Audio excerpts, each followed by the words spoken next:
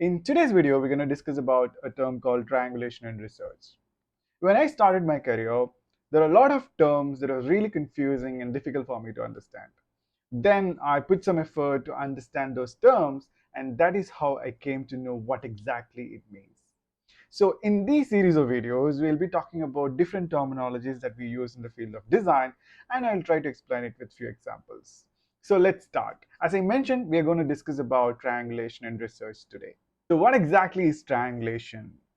Triangulation is the technique or strategy we use in order to answer the research question with the help of multiple data sources, multiple researchers involved in the study, multiple theories, or even multiple methodologies that we might be using while we are doing qualitative or quantitative research. As you can infer, we employ multiple methodologies, or even we might use multiple researchers during our qualitative and quantitative research.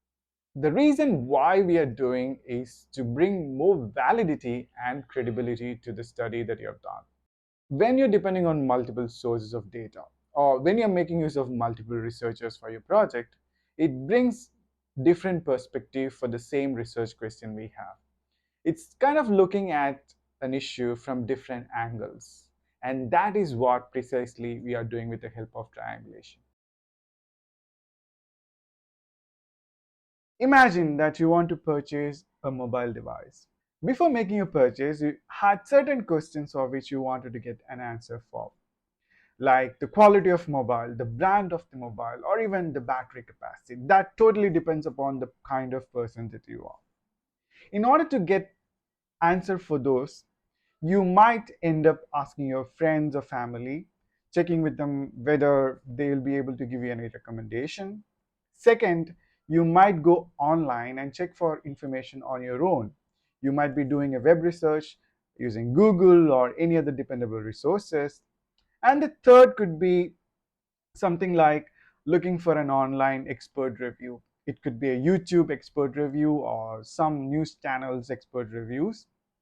Finally, you might also go and check the online reviews of other users who has purchased the mobile already from a specific e-commerce website.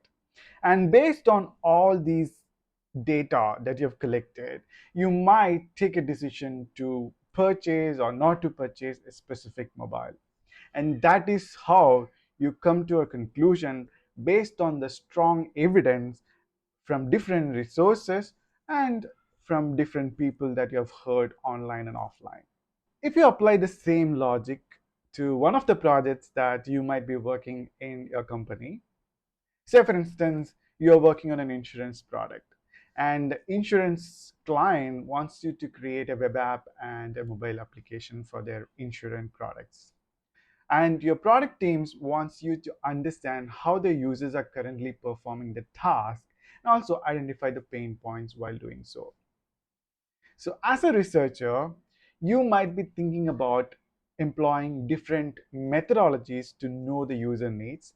You might be thinking about contextual inquiries since there is an app that is already there.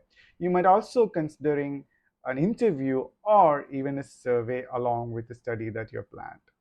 So here, rather than depending on one particular source, you're depending on multiple sources. At the same time, you might also consider different researchers working along with you.